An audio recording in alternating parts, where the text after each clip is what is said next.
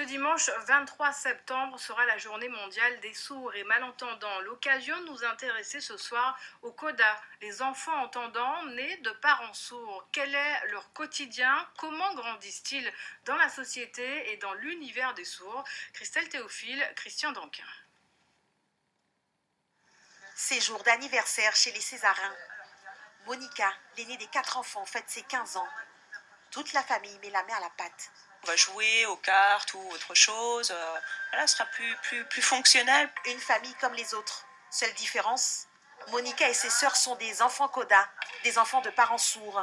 Elles naviguent entre deux mondes, celui de la langue des signes et des entendants. Deux univers, deux cultures qui ont appris à s'apprivoiser au quotidien, loin des clichés et idées reçues. De l'eau? Tu veux de l'eau? Nous sommes juste sourds, tout le corps fonctionne normalement. L'équité doit exister avec aussi bien les sourds que les entendants. Vous voyez, vous rentrez chez moi, je prépare à manger, il n'y a aucun souci, aucun problème. Le seul petit hic, c'est la surdité, voilà. La fusion entre des parents sourds et leurs enfants s'opère dès la naissance, à travers des gestes, des regards, parfois des vibrations pour les nourrissons.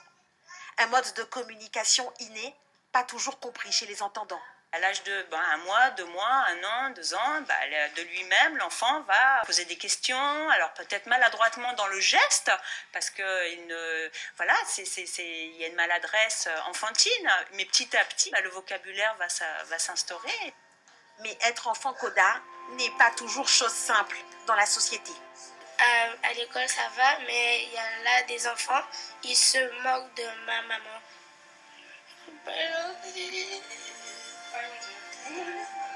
J'ai envie que les gens soient plus gentils avec les autres, qu'ils ne se moquent pas des autres et qu'ils arrêtent de provoquer les gens. C'est vrai que les instits sont un peu bloqués du fait du manque de communication. Donc j'appelle ma fille qui est utilisée un petit peu comme interprète. Bon, c'est un soulagement, mais ce n'est pas très correct. Ces enfants cohabitent avec le monde des adultes sans doute plus vite que des enfants de leur âge.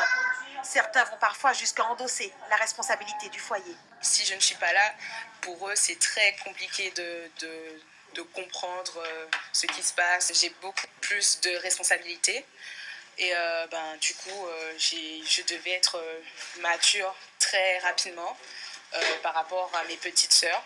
Mais oui, ça force vraiment le caractère d'être enfant de parents sourds. Elle a fait de cette différence sa force.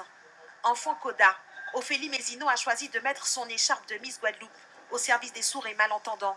Ce jour-là, elle a rendez-vous avec l'association Bébian, un autre monde. Durant toute cette année de Miss Guadeloupe, je vais faire en sorte de sensibiliser la population d'une manière ludique, c'est vrai, de pouvoir leur apprendre la langue des signes, mais aussi les alarmer sur les problèmes de cette communauté.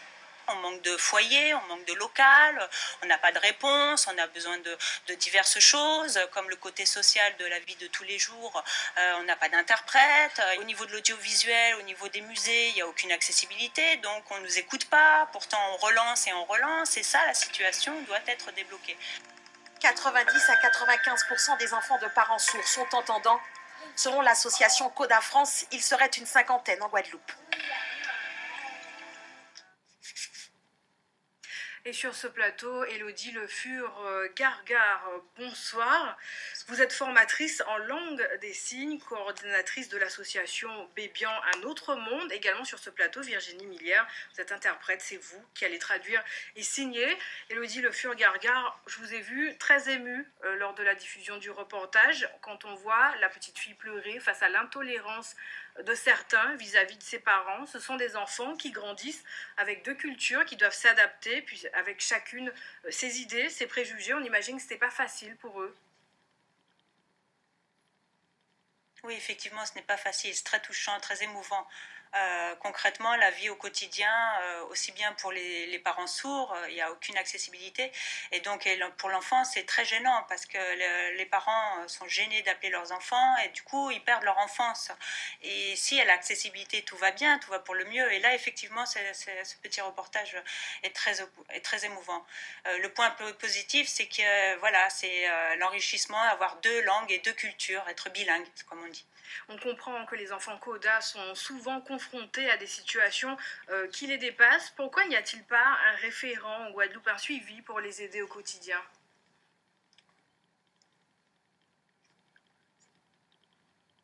Non, effectivement, aucune structure n'existe en Guadeloupe. En France, il y a l'association CODA qui accompagne les parents, aussi bien les enfants que les parents, très utile. Et justement, nous sommes pour parler, on réfléchit à concrétiser un projet de créer cette association assez proche pour un accompagnement pour les parents et les enfants.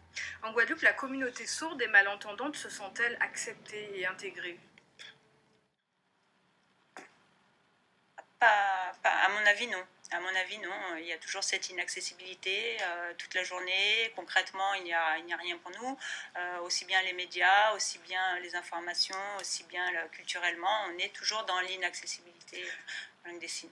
Alors, il y a quand même des avancées. Un médecin généraliste qui signe au RESE. Certaines pharmacies forment également leurs employés à la langue des signes. Que reste-t-il à faire?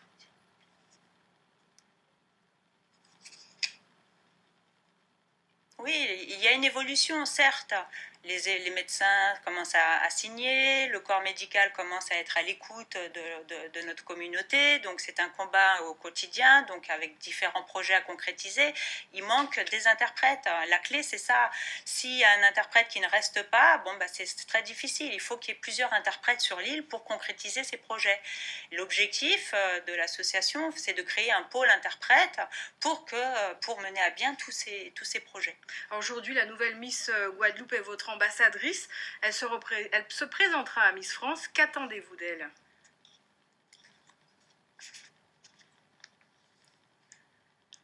Oh, déjà c'est une fierté, hein, c'est une fierté et elle nous soutient effectivement donc dans notre combat, dans la sensibilisation à la langue des signes, à la culture sourde. Elle est touchée hein, puisque enfant CODA, donc elle connaît la situation, donc on espère débloquer certaines choses et c'est grâce à elle qui nous donne des partenariats, par exemple pour la JMS, avec la Jogger, le magasin Jogger. Donc le 14 octobre, il y aura une course dont les fonds sont récoltés pour notre association qui va nous permettre de concrétiser beaucoup de projets. Et justement, donc, on va parler de ce week-end avec la journée mondiale des sourds et malentendants. En France, c'est le 23. Ici, en Guadeloupe, vous la déclinez le samedi 22. Votre association, Bébian, un autre monde, la déclinera comment sur la place de la Victoire? Eh ben, le 22, effectivement, normalement, la journée mondiale des sourds est reconnue à la date du 23 par l'ONU. Nous la décalons du fait de manque de monde et donc nous avons des partenariats. Hein, les événements vont s'enchaîner dans la journée, donc différents partenaires qui nous ont aidés à organiser cette journée, donc organisée sur la place de la Victoire de 10h à 16h de l'après-midi. Donc il y aura plusieurs stands, beaucoup d'artistes, du travail manuel qui vont être présentés et aussi une sensibilisation aussi bien à la langue des signes que la culture sourde. Donc si vous voulez profiter, effectivement, donc, il y aura 2 sessions et les sourds et les entendants seront mixés et mélangés donc, pour échanger sur cette thématique. Voilà, le but c'est de montrer notre identité en tant que culture et en tant que culture sourde. Merci d'être venu sur ce plateau. Merci à vous. Merci encore.